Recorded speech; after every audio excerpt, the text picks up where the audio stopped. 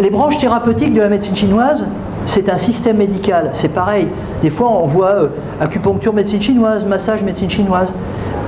C'est une médecine qui a des branches. Le tronc, c'est le diagnostic, puis il y a des branches thérapeutiques. On ne peut pas soigner les patients avec un garagiste ne peut pas n'avoir qu'un tournevis. Il faut avoir plusieurs outils pour faire face aux différents problèmes. Donc il y a 4 grands outils, plus la prévention. C'est-à-dire qu'il y a des outils qui consistent à intervenir par la surface. Là-dedans, il y a l'acupuncture, il y a les moxas, il y a les ventouses, il y a les massages, les emplâtres, etc. C'est ce qui est marqué là. Même la chirurgie, bon, nous on ne l'enseigne pas, il y a tout ce qu'il faut en Occident.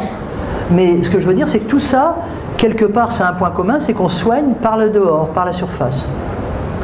Après, on peut se spécialiser à l'intérieur de ça, mais c'est une branche. Une autre branche, c'est soigner en faisant absorber des substances. Alors bien sûr, c'est essentiellement ou la diététique ou la pharmacopée, parce que les médicaments chinois, voilà, sont à base de plantes, de minéraux, quelques produits animaux, on ne touche plus aux espèces menacées, bien entendu.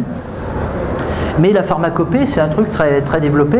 Les exercices, je ne vais pas rentrer dans le détail, mais le postural ou les mouvements, l'ergonomique, tout ça, ça peut être la solution thérapeutique pour des patients. Dans le Qigong, on trouve des choses qui nous amènent à des notions de magnétisme, mais je n'ai pas trop le temps de développer ça. Et puis des interventions psychologiques, parce que des fois, si on ne change pas quelque chose au niveau de l'état psycho-affectif de la personne, ben, c'est comme si vous soignez une crise de foie et la personne retourne fêter ça au restaurant, vous n'en sortirez jamais, quoi. Donc il y a toutes ces méthodes qui sont importantes. Vous voyez, là c'est par exemple un petit peu, on voit quelques exemples de thérapie, l'acupuncture, le massage, les ventouses, l'amoxibustion. Qu'est-ce que c'est la moxibustion?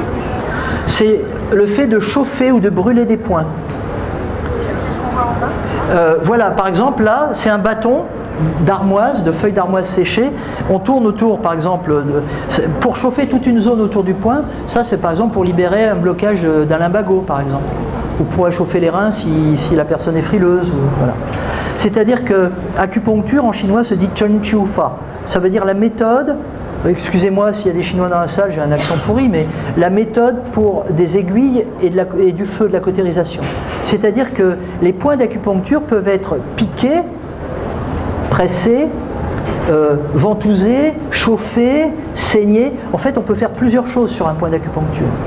Ça n'a pas forcément les mêmes actions.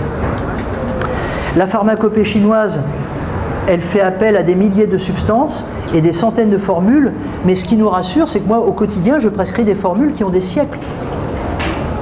Avant de venir, là, j'ai prescrit une formule, elle date du 6e siècle. Ouais.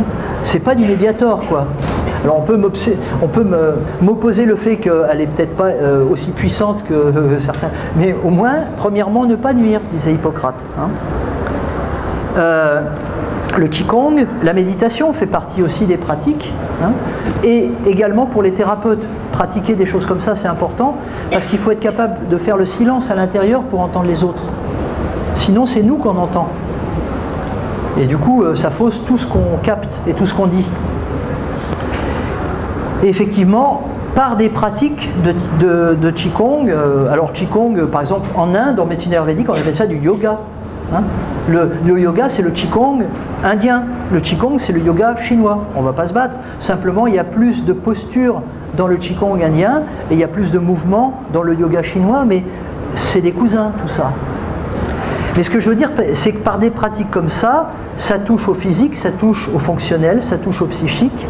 Ça peut être des pratiques spirituelles dans certains cas, et ça peut au passage donner des capacités qu'on n'avait pas forcément avant, qui sont révélées. Mais si on pratique dans le but de développer ces capacités, c'est dangereux parce que on renforce l'ego en même temps, et ça, je vous ai dit, on n'est que de passage, donc il faut faire attention. La psychothérapie, les conseils font partie, il y a des conseils aussi, j'ai pris des exemples, ça c'est d'autres Chinois, vous connaissez sans doute, hein. Le rire, enfin, provoquer des émotions, ça fait partie aussi, c'est une des méthodes de la médecine chinoise, on peut écrire des poèmes pour les patients, il y a une forme d'hypnose, enfin il y a des tas de méthodes qu'on appelle les médicaments du cœur qui peuvent aider à modifier certains aspects de la psyché pour désamorcer aussi des problèmes peut-être psychiques mais aussi physiques. C'est un outil qui est enseigné également.